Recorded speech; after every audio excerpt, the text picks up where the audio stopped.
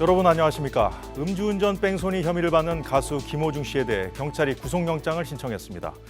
경찰 조사를 받고 기자들이 있다는 이유로 귀가도 거부하던 그는 죄인이 무슨 말이 필요하겠습니까? 라고 말했습니다. 피해자에 대한 사과, 대중에 대한 진심 어린 사과의 말이 필요하지 않을까요? 사사건건 오늘은 김호중 씨 소식부터 살펴보겠습니다. 이수정 경기대 범죄심리학과 교수, 박성배 변호사가 함께합니다. 어서 오십시오. 네, 안녕하십니까? 예, 먼저 박성배 변호사님. 네. 경찰이 오늘 그 소환 조사를 어젯밤 했잖아요. 네네. 어떤 걸 집중적으로 물어봤을까요? 그동안 음주운전의 사실을 부인하다 음주운전을 인정하고 처음 진행된 조사입니다. 전반적으로 음주운전을 전제로 사건 경위를 재구성하게 되는데 예. 특가법상, 도주치상, 도로교통법상 사고 미주치죄가 성립하면 명백하니 이를 전제로 도로교통법상 음주운전, 특가법상 위험운전치상에 해당하는지를 집중적으로 캐물었을 것으로 보입니다. 네. 이에 따라 사고 현장에서 적절한 조치를 취하지 않고 도주한 이유가 음주 사실을 숨기기 위한 목적이었는지도 캐물었을 것으로 보이는데 예. 구체적으로 현재까지 드러난 정황에 비추어 김호중 씨가 실제로 마신 술의 종류와 양을 확인해 위드마크 공식을 적용함으로써 음주 측정 기준을 초과했는지 여부를 집중적으로 규명했을 것으로 보입니다. 뿐만 아니라 김호중 씨는 범인인닉 교사 또는 방조, 증거인멸 교사와 관련해서도 아직까지 그 혐의를 완전히 벗지 못하고 있습니다. 사고 직후에 조직적인 증거인멸에 직접적으로 가담했는지도 전반적으로 캐물었을 것으로 보입니다. 예. 자, 이수정 교수님. 네.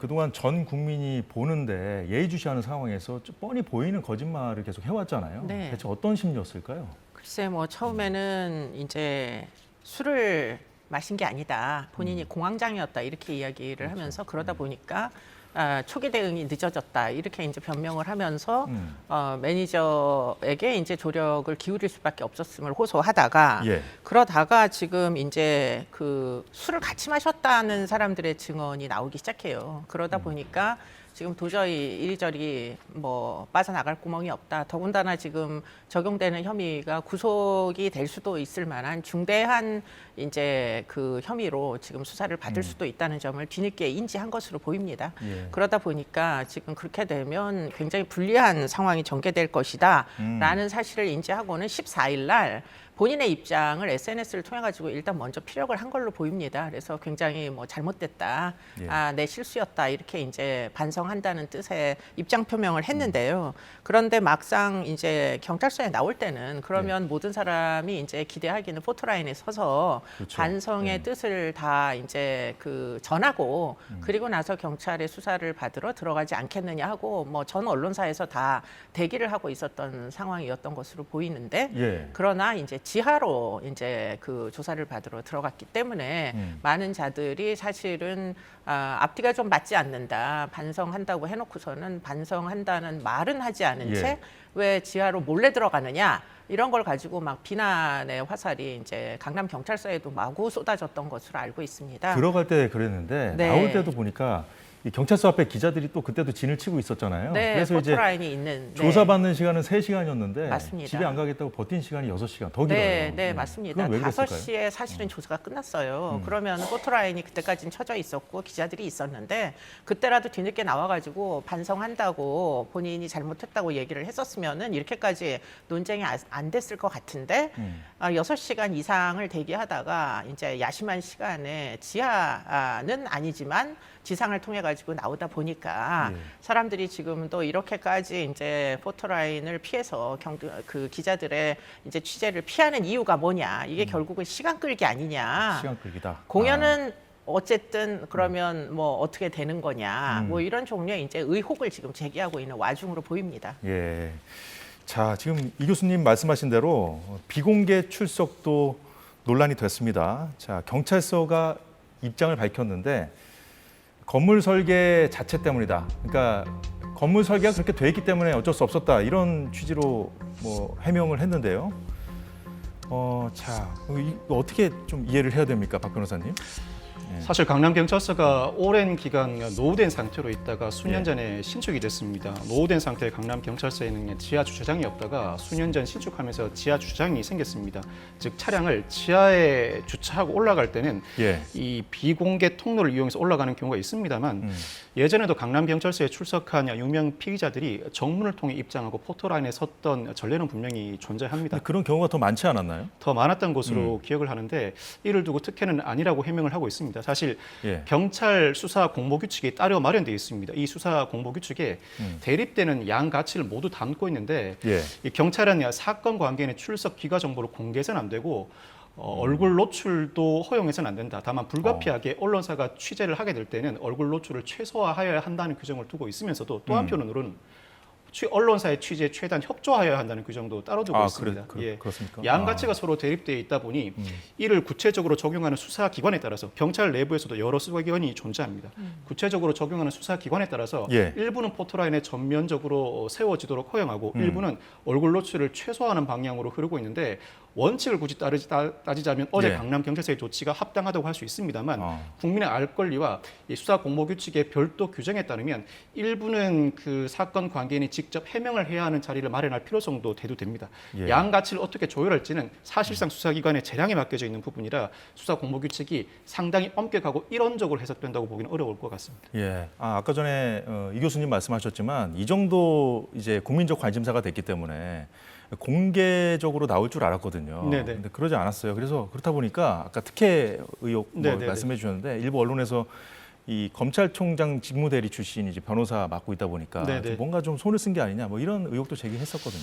제 개인적인 판단으로는 검찰총장 직무대리 출신이 경찰에 그만한 영향력을 미칠 수 있다고는 생각하지 않습니다. 다만 상당히 이례적인 부분은 사실입니다. 출석할 때 예. 그렇게 비공개 장소로 출석을 했다고 하더라도 조사를 마치고 6시간 가까이 대기하다가 나온다. 이는 김호중 씨 측이 언론의 그 모습을 드러내기를 극히 꺼렸다는 의미로 보이고 예. 경찰도 나름대로는 보호를 해주려고 해도 6시간 동안 경찰 관세에 머무른다는 것은 여러 사정상 더 이상 어렵다. 이제는 본인 스스로 나가서 언론 앞에 모습을 드러내야 할 시점이라고 권고를 하지 않았을까 예상을 해볼 수 있을 것 같습니다. 그렇군요. 예, 잠시 준비된 영상 보고 이어가겠습니다.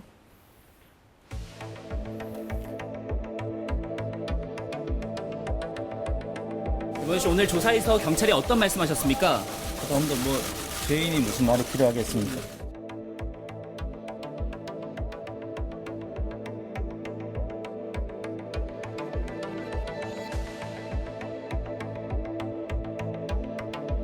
마신 술의 종류, 양 구체적으로 다 말씀을 드렸습니다.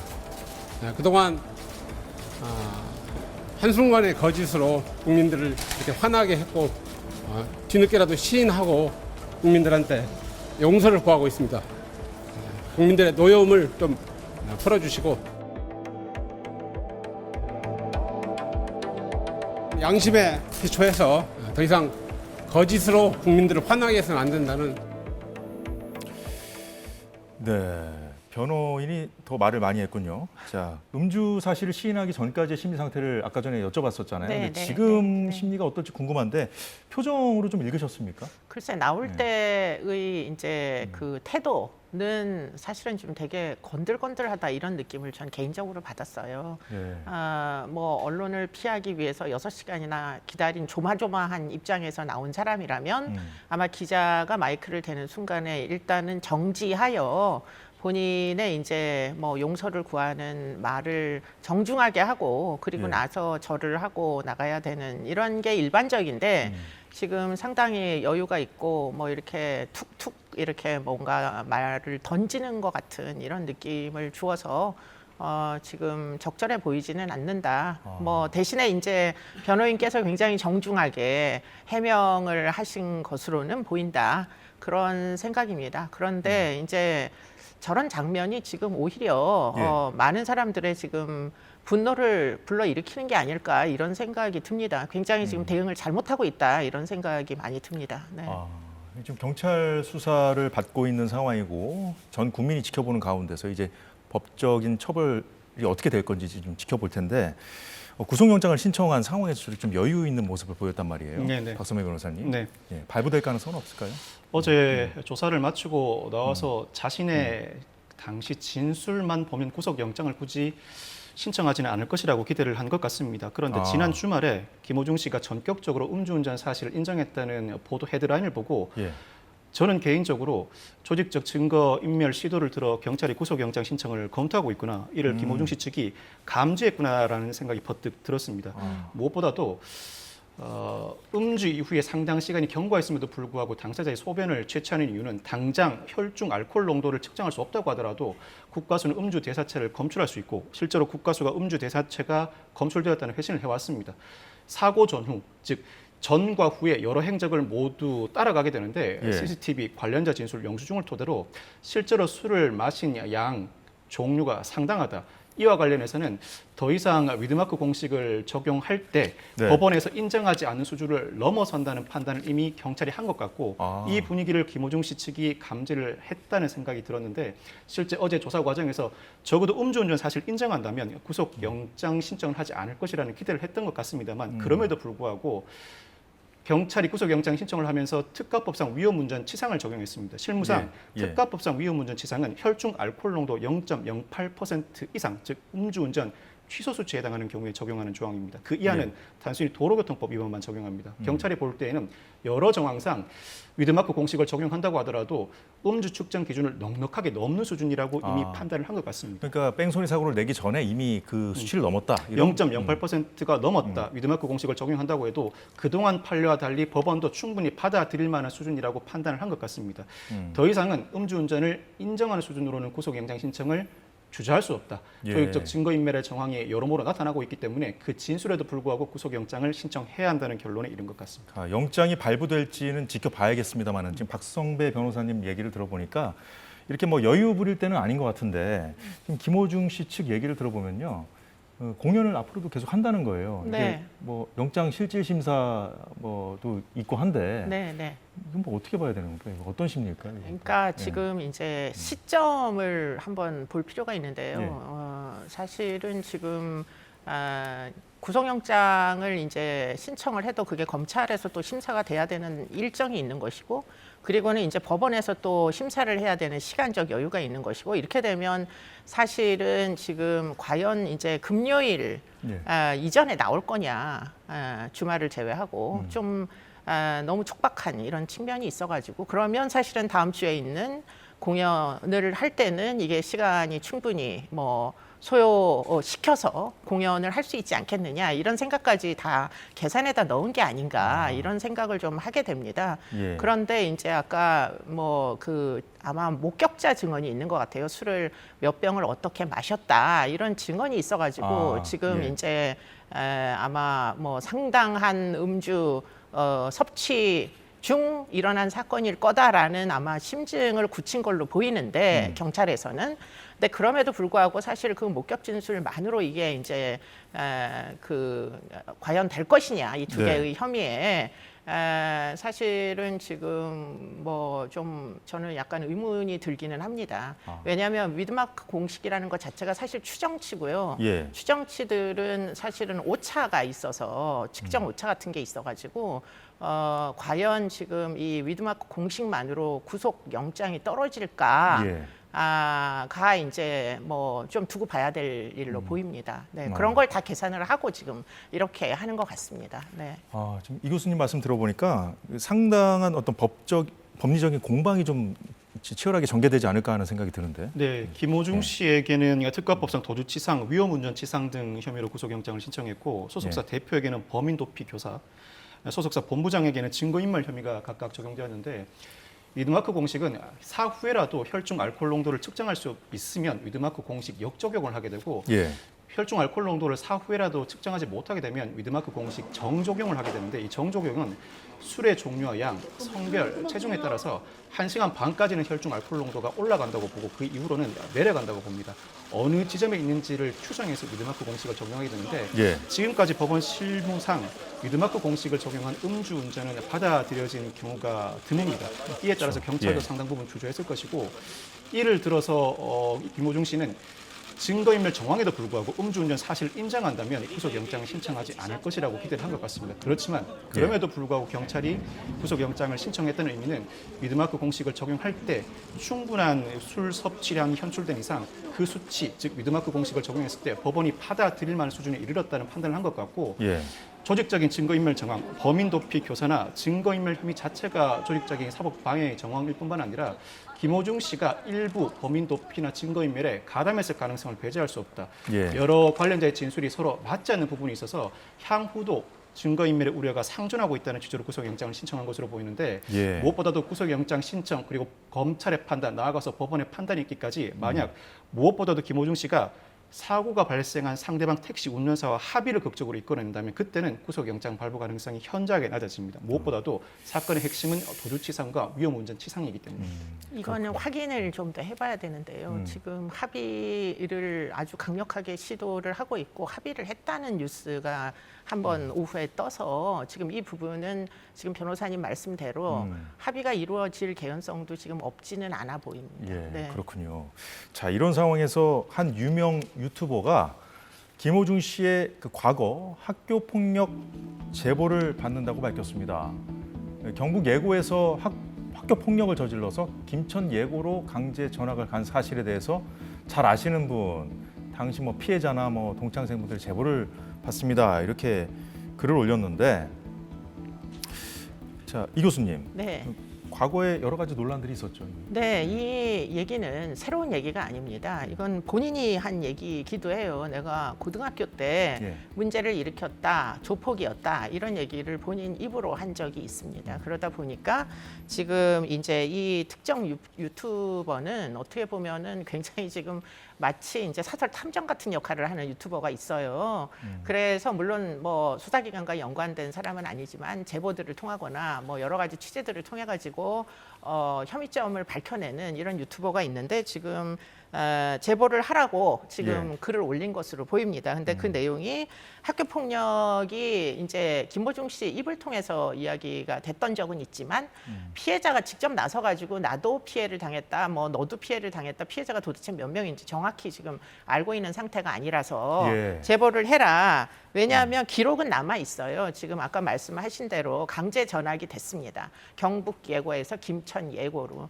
그렇기 때문에 이건 틀림없이 학교 폭력이 있는 건 틀림없는데 피해자들이 뭐 어느 정도 심각한 피해를 입었는지를 밝히게 되면 지금 이 김호중 씨의 제일 큰 문제는 예. 여전히 계속 공연을 해서 수익을 내겠다는 그런 이제 의지를 꺾지 않잖아요. 네. 그러니까 그 부분을 도덕성을 비판을 하여 지금 중단을 시키겠다고 지금 이 유튜버가 직접 나선 게 아닌가 그런 생각이 듭니다. 예. 아마도 학교 폭력이나 또는 전 연인을 폭행했던 거 이런 것들이 드러나기 시작하면은 많은 팬들이 아마도 틀림없이 이제 뭔가 이 사람 정말 돌이킬 수 없구나 이런 생각을 하면서 공연이 무산될 위험에도 빠질 수가 있기 때문에 그런 걸 노리는 게 아닌가 그런 생각이 듭니다. 예, 뭐 일종의 사적 제재에 유튜버가 나섰다 이렇게 볼 수 있는 상황인데 뭐 그럼에도 불구하고 어떤 이유에서도 이 사적 제재는 바람직하지 않기 때문에 법을 더 공고히 하는 노력이 필요해 보입니다. 자, 다음 주제로 넘어가 보도록 하겠습니다. 이른바 서울대 N번방 사건, 서울대 졸업생들이 대학 동문, 지인들의 얼굴을 합성한 성착취물을 제작하고 온라인으로 유포한 사건입니다. 네, 자, 박선배 변호사님께 먼저 여쭤보죠. 네. 좀 피해자 중에 서울대생이 여럿 포함된 걸로 지금 보도가 되고 있는데 범행이 어떻게 해서 시작된 겁니까? 서울대 출신의 남성 박 씨와 강 씨가 공모해서 서울대 후배들을 비롯한 여성의 60여 명의 얼굴, 신체를 다른 나체 사진과 합성 제조해서 이 성착취물을 텔레그램을 통해 유포한 사건입니다. 그 양이 방대하고 충격적이게도 자신의 동문 후배들을 그 성착취물 제조 대상으로 삼았다는 점에서 큰 충격을 주고 있습니다. 이 성폭력처벌법상 허위 영상물 등 반포 혐의를 받고 있는데 얼굴, 신체 등 촬영물을 성적 수치심을 유발하는 형태로 편집하고 유통한 혐의를 받고 있는 있는 것입니다. 예. 이 텔레그램을 통한 유포이다 보니 그동안 4년 전 최초 발생한 사건임에도 불구하고 경찰이 유의미한 정황을 발견하지 못해왔습니다. 그러다 지난해부터 국가수사본부의 명으로 서울경찰청 사이버범죄수사대가 재수사에 착수했고 무엇보다 N번방 사건을 이 사회에 폭로한 불꽃 추적단의 협조로 드디어 예. 그 전모가 밝혀지게 됐습니다. 그렇군요. 근데 보니까 범행 대상으로 그 지인들을 네. 삼은 것으로 지금 알려지고 있어요. 나와 아는 관계인 사람들을 이렇게 범행 대상으로 삼는 심리는 뭘까요? 글쎄 이게 이제 N번방 사건과 무엇이 이제 차이가 있느냐, 조주빈의 사건과 이걸 놓고서는 좀 고민을 해봤는데요. 조주빈은 사실은 본인 스스로가 성도착증 환자다 이렇게 보긴 좀 어려운 측면이 있었던 게 사실 그 사건의 핵심은 금전적인 이득을 노린 성착취물 제작과 유포였거든요. 그래서 결국 수만 명의 유저들이 지금 돈을 내고 비밀 채팅방에서 이상한 행위들을 해가지고 결국 그 금전적인 이득을 노린 범죄였는데 그러다 보니까 뭐 강요나 기망 뭐 여러 가지 협박을 통해 가지고 피해자들이 스스로의 영상을 촬영하도록 뭐 한 이런 이제 범행이었는데 그에 비하여 지금 이 사건의 경우에는 비슷한 시기부터 시작을 하기는 했으나 이들이 사실은 가장 전문성이 있는 건 지금 이런 범죄 수익을 노린 뭐 강요나 협박 이런 것보다는 예. 사실은 어떻게 보면은 성적인 만족을 위해 가지고 누구에게도 사실은 뭐 협박이나 이런 걸 한 흔적은 없어요. 자기네들이 자신들의 성적 만족을 위해 가지고 프로필 사진들을 이제 캡처해 가지고 와서 결국은 딥페이크 방식으로 음란물에다 입힌 겁니다. 예. 조제를 한 거예요. 그래서 뭐 암암리에 그 영상들을 공유하고 낄낄거리고 비난을 하고 성비하를 하고 그렇게 이제 하다가 결국은 불꽃 추적단이 2020년에 이제 이런 N번방을 추적하기 시작했는데 그런데 그 시점부터 꼬리를 잡힌 사건이다. 여러 가지 텔레그램 방이 있는데 예, 제3의 또 다른 제작자가 존재한다는 사실을 이미 알고 있었고 그리고 나서는 이제 피해자들과 접촉을 하여 이자가 누구냐 하는 거를 밝히는데 시일이 워낙 오래 걸렸던 사건으로 보입니다. 예. 네. 시일이 워낙 오래 걸렸다 말씀해 주셨는데 그 피해자들이 신고를 했는데 초기에 뭐 수사도 안 이루어지고 그래서 네네. 피해자들이 뭐 모여서 직접 용의자를 특정해서 신고했는데 뭐 무혐의 처분 나서 또 하고 뭐 이렇게 과정들이 복잡했더라고요. 왜 그랬던 겁니까? 그건? 4년 전에 이 사건이 최초 발생한 이후에 피해자 일부가 적극적으로 경찰에 신고를 했음에도 불구하고 4개 경찰서가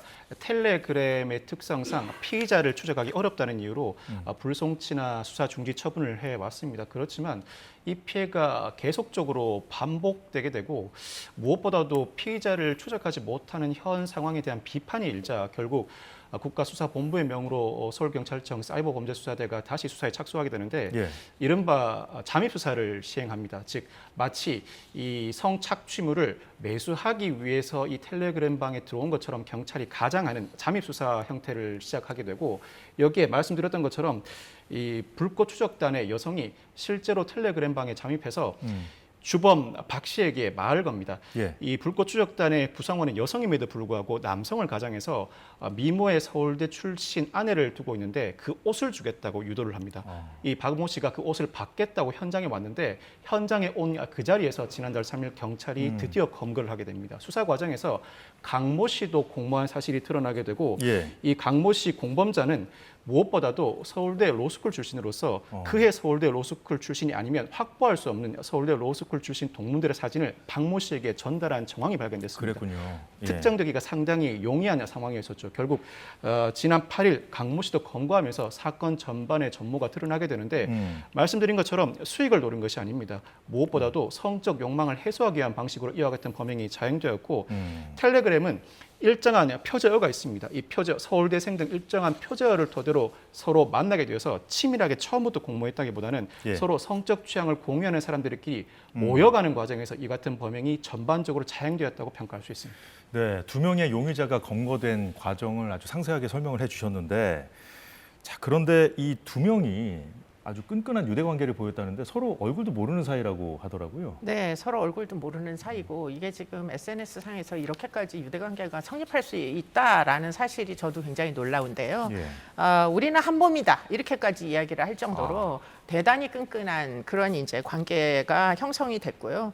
강 씨라는 서울대 로스쿨 출신이 그 사람이 이제 합성의 아주 달인이라고 알려지고 있고요. 박 씨가 이제 그 합성된 영상들을 결국은 유포를 시킨 그런 이제 상황이었던 걸로 보이고, 이들은 서로 간에 뭐 상당 부분 성일탈적인 성향을 서로 공유를 하면서 네. 아주 그냥 그 성비하적인 이야기들을 하고 뭐 이제 여성들을 일종의 이제 온라인상에서 조리돌림을 하고 그게 결국은 상승 효과 때문에 지금까지 뭐 근절하지 못한 채 끊어내지 못한 채 지속이 됐던 것으로 보입니다. 그래서 유대 관계가 끈끈해졌던 걸까요? 그렇습니다. 뭐 성적 취향을 공유하는 사람들끼리는 굉장히 비밀리에 아마 접촉을 했을 걸로 보이거든요. 예.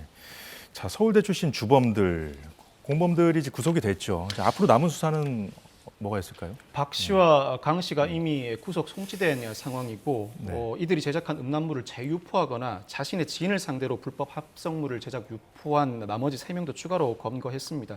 사실 허위 합성물 촬영 반포 혐의는 카메라 등 이용 촬영죄보다는 일부 형량이 낮은 것은 사실입니다. 그렇지만 피해자들에게 주는 충격은 카메라 등 이용 촬영죄에 못지 않습니다. 그 행동이 반복되었고 합성 제작물의 양과 유포 경위에 비춰볼 때 엄중한 처벌이 불가피해 보입니다. 특히나 일부 피해자 중에는 미성년자도 포함되어 있다고 합니다. 이대로 기소된다면 추가로 범죄 혐의가 더 나오지 않는다고 하더라도 본인이 생각하는 것보다는 상당히 높은 형이 선고될 가능성이 높습니다. 무엇보다도 네. 이 영상물들이 텔레그램에서 그 외부 채널로는 유통이 되지 않았다고 하는데 텔레그램을 통해 지속적으로 유포되는 이 영상물들 비공식적인 계정이기 때문에 그 유포 현황을 정확하게 파악하기 어려운 단점이 있습니다만 영상물들을 추가로 삭제할 뿐만 아니라 이 텔레그램의 특성상 현재 드러난 혐의 외에도 다른 혐의가 충분히 내재해 있을 가능성이 높아서 다른 예. 혐의에 대한 수사도 본격적으로 박차를 가해야 할 시점으로 보입니다. 그렇군요.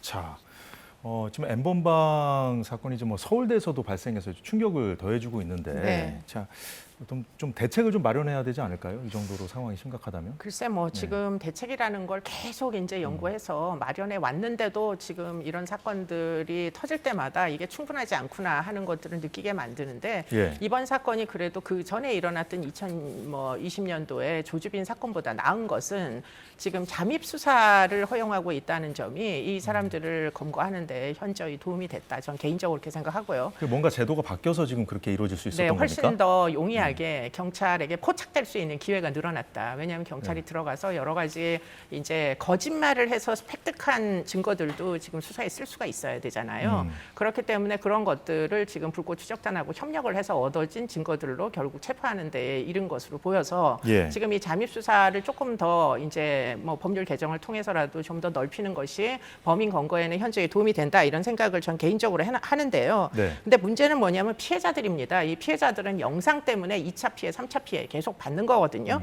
그런데 지금 문제는 이 삭제를 해줘야 되는 게 피해자들은 제일 원하는 건데 실제로 지금 이런 사건이 2020년 6월부터 지난해 8월까지 3년 2개월 동안 9,600건 중에 네. 그 삭제된 영상에 뭐 영상이 삭제된 케이스는 4.55%밖에 안 된답니다. 그러니까 95%가 삭제가 충분히 안 된다는 거예요. 그렇기 때문에 이런 부분에 대해서는 사실은 기술 개발이 필요하다. 최근에 서울시에서 AI를 이용하는 AI를 인공지능을 학습을 시켜가지고 추적할 수 있는 영상을 추적하러 돌아다니는 지금은 불꽃 추적단이 그런 일을 했지만 불꽃 추적단에 AI가 대행하는 이런 이제 서비스를 제공하기 시작했거든요. 이런 것들을 대폭 피해자들을 위해서 늘려야 된다 이런 생각입니다. 네. 피해자들이 모르는 공간에서 자신도 모르게 떠다니는 경우도 그렇습니다. 있겠군요. 그러니까 영상을 추적해야 되는데 그게 사람의 눈으로는 한계가 있는 것이죠. 네. 예, 알겠습니다. 온라인이 비윤리적인 행위를 하는 장이 되지 않도록 당국은 물론 기업들도 막중한 책임감을 가져야겠습니다. 오늘 두 분 말씀도 여기까지 듣겠습니다. 수고 많으셨습니다.